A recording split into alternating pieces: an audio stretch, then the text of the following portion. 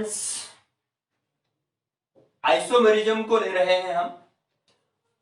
तो आइसोमेरिज्म की जो टाइप्स हैं उसमें structural isomerism, stereo isomerism, structural isomerism पूरा डिस्कस किया हुआ है हमने अपने प्रीवियस वीडियो में। तो आज ज्योमेट्रिकल आइसोमेरिज्म को लेते हैं, one of the types of stereo isomerism, geometrical isomerism.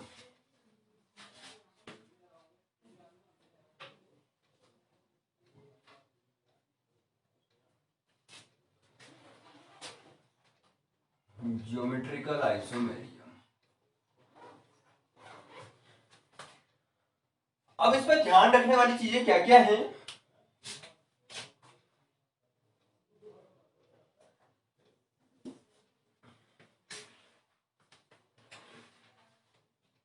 Geometrical isomerism कैसे अराइज करता है ऑर्गेनिक कंपाउंड्स में? हम ऑर्गेनिक कंपाउंड्स की बात कर रहे हैं यहाँ पर। आइसोमेरिज्म तो अदर में भी होता है। इवन आप लोगों का क्लास 12 में एक चैप्टर है कोऑर्डिनेशन कंपाउंड्स, तो वहां भी आइसोमेरिज्म होता है। लेकिन अभी हमारी जो डिस्कशन चल रहा है that is isomerism in organic compounds. तो अब जरा इस पर देखते हैं, अगर कार्बन कार्बन ये कार्बन सिंगल बॉन्डेड है तो क्या होगा? ये जो कार्बन है दीज कैन बी रोटेटेड। ठीक है, आप इनको रोटेट कर सकते हो about this bond if these are single bonded. अगर यही क्या हो जाए, डबल बॉन्डेड हो जाए कार्बन, तो रोटेशन पॉसिबल नहीं होगा, है ना। सिंगल में तो पॉसिबल है और डबल में दो दो आ जाएंगे, ठीक है, फिर नहीं होगा ये। ठीक है, फिर इसमें क्या आ जाएगा? ये डिस्टॉर्शन आ जाएगा। तो डबल बॉन्डेड जो कंपाउंड्स होंगे उनमें आइसोमेरिज्म होने की पॉसिबिलिटी है। अब उसके लिए क्या क्या कंडीशन है जरा वो देखना है आप लोगों ने। If each carbon of double bond, ये बड़ी बात है, each carbon of double bond is bonded to two different groups और एटम्स, तभी ज्योमेट्रिकल आइसोमेरिज्म पॉसिबल होगा। उसकी वजह से क्या होता है, आइसोमेरिज्म आ कैसे रहा है, like this is HCS3 HCS3, इसकी बात कर रहे हैं हम। What is it?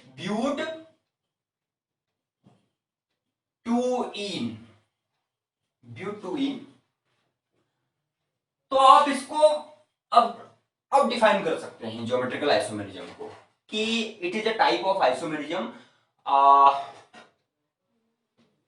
in which the molecular formula is same for compounds but they differ in the position of groups or atoms, ठीक है, attached to the carbon atoms। बाकी बात यह है कि कार्बन एटम्स डबल बॉन्डेड होने चाहिए, first requirement है ना। नंबर 1 क्या?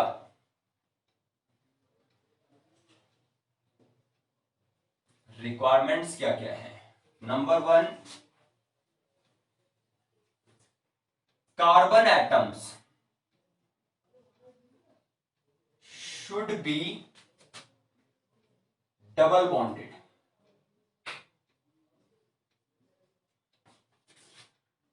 Number 2, each carbon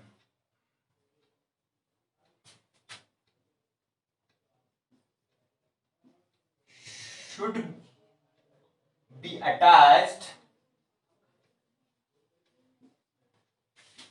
to two different groups or atoms।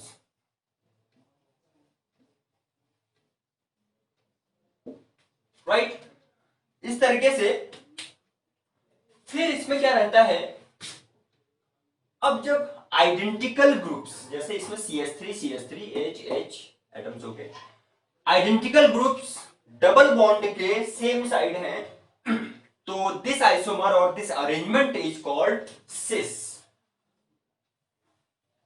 Sis arrangement हो गया है इसका सिस फॉर्म। अब यही चीज क्या हो जाए if the identical groups like CH3 and CH3,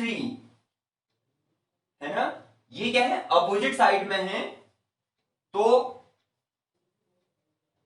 हम जो अरेंजमेंट होता है उसको ट्रांसफॉर्म कहते हैं, इसका ट्रांस आइसोमर। तो पूरा नेम लिखेंगे इसका, तो इसको आप लिखेंगे ट्रांस ब्यूटटूइन या ब्यूटीन 2, इस तरीके से, ठीक है। Molecular formula same but the compounds differ in the special arrangements.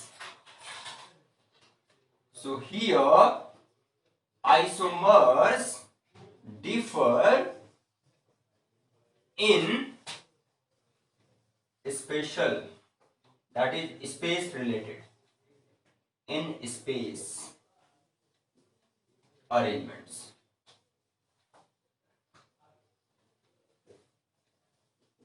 ठीक है, तो ये तो रहा ज्योमेट्रिकल आइसोमेरिज्म का क्या क्या होना चाहिए करके। अगर हम इसको ऐसे ले लें ना कि H H इसी साइड है, CH3 इसी साइड है, तो ये नहीं आएगा, आइसोमेरिज्म में नहीं आएगा। हम बात कर रहे हैं यही each carbon of double bond, ये डबल बॉन्ड की बात हो रही है, should be attached to different groups. एक CH3 है तो दूसरा H है। अगर ऐसा हुआ कि वन जैसे इसका 2 ले लिया आपने और इधर है H and here you have CH3, तो क्या बन रहा है ये 1 2 3 प्रोपीन में, तो इसमें नहीं होगा, ये ध्यान रखना, इसमें ज्योमेट्रिकल आइसोमेरिज्म नहीं मिलेगा आपको। अब जरा स्टेबिलिटी की बात करते हैं इनके लिए। Which isomer out of cis and trans is more stable? cis वाले में क्या दिख रहा है कि CH3 ऐसे ही और भी हो सकते हैं जो बल्कि ग्रुप से है ना, वो सेम साइड में है, सेम साइड में होंगे तो उनकी वजह से क्या होगा, क्या करेंगे, क्राउड क्रिएट करेंगे, उसको हम यहां पर बोलते हैं स्टेरिक हिंड्रेंस, स्क्रीन, ठीक है, स्टेरिक हिंड्रेंस क्रिएट करते हैं। हियर वी हैव मोर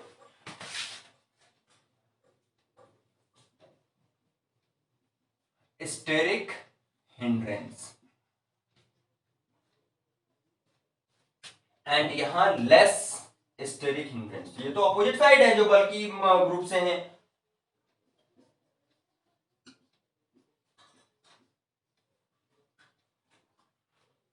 तो कौन स्टेबल होगा, ऑब्वियस सी बात है, हिंड्रेंस अगर कम आ रहा है तो trans form is more stable, trans वाला ज्यादा स्टेबल होता है, ठीक है।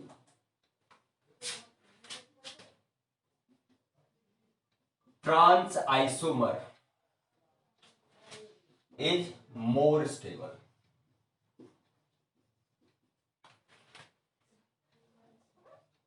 than cis, ठीक है। तो ये स्टेबिलिटी का रहा, reason is steric hindrance in cis isomer. अच्छा, कुछ और एग्जांपल कंसीडर करते हैं, कैसे कैसे ये हो सकता है। क्या ये साइक्लिक कंपाउंड्स में भी हो सकता है क्या ज्योमेट्रिकल आइसोमेरिज्म? अगर मैं इसकी बात करूं, इसमें 1 2 3, let's consider this compound 2 it is, and let it be CH3H CH3 1 2 3 4, yes fine। तो इस तरीके से एक ये है, क्या इसमें हो सकता है, इसमें डबल बॉन्डेड कार्बन तो है ही नहीं, फिर भी yes it is possible, because यहां पर भी क्या है, ये इनका रोटेशन पॉसिबल नहीं है कार्बन कार्बन का, तो क्या होगा, जो ग्रुप से है उन्हीं की पोजीशन चेंज हो सकती है। जब कार्बन कार्बन डबल बॉन्ड के अबाउट रोटेशन पॉसिबल नहीं होता, तो केवल ग्रुप्स की पोजीशन चेंज हो सकती है बस। लाइक अभी CH3 सेम साइड में आ गए, तो इट इज सिस फॉर्म। किसका कंपाउंड है क्या ये, try to name this compound. ये है साइक्लोप्रोपेन है और इसमें 1 and 2 पोजीशन में 2 मिथाइल हैं, तो you can write it 1,2 dimethyl dimethyl cyclopropane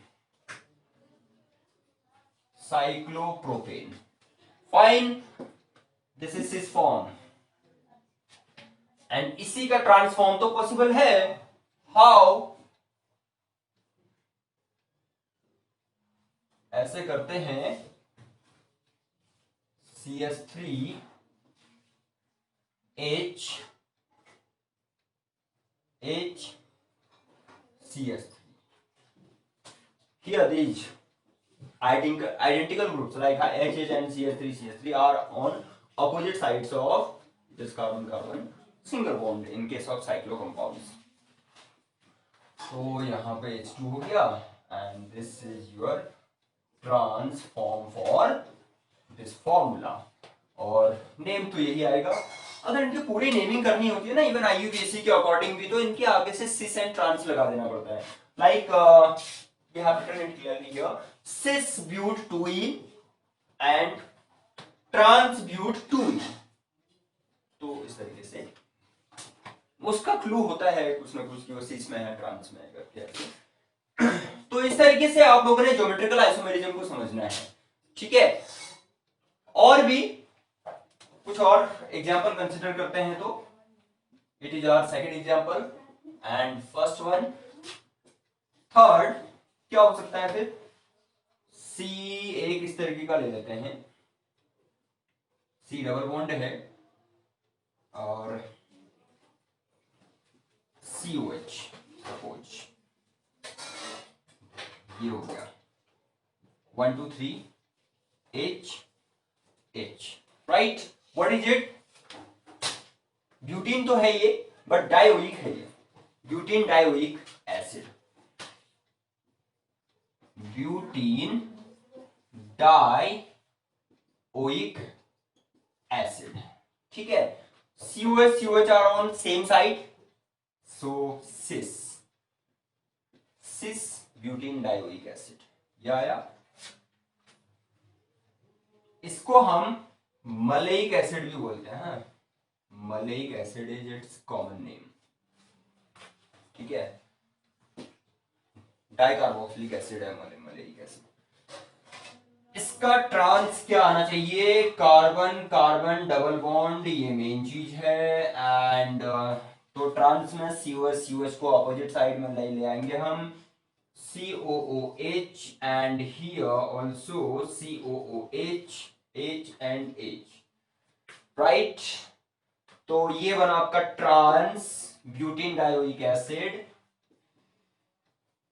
trans butene dioic acid.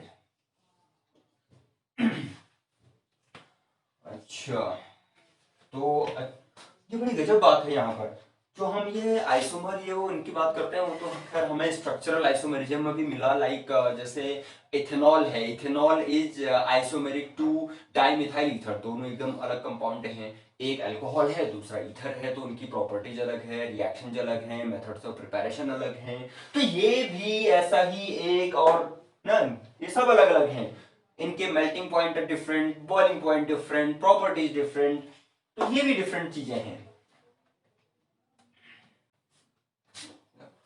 इसका होता है लाइक यहां पर ये फ्यूमेरिक, इसका फ्यूमेरिक एसिड कॉमन नेम है। दोनों अलग अलग हैं, दोनों प्रॉपर्टीज अलग हैं, बट क्या इनका फॉर्मूला मैच कर रहा है बस, उसे जो केमिकल फॉर्मूला है, मॉलिक्यूलर फॉर्मूला है, वो सेम है। तो ये ज्योमेट्रिकल आइसोमेरिज्म रहा इसका पूरा ज्योमेट्रिकल आइसोमेरिज्म, और कैसे इनकी स्टेबिलिटी डिफरेंट होती है, और ज्योमेट्रिकल आइसोमर्स क्या होते हैं, सिस एंड ट्रांस। तो इन चीजों को आप लोग अच्छे से ग्रास्प कीजिए उसको, एंड खूब प्रैक्टिस कीजिए, और भी कंपाउंड्स लेके ट्राई कीजिए, ठीक है। तो ऐसे केसेस भी देखिए इनको कि पॉसिबल है नहीं है, ठीक।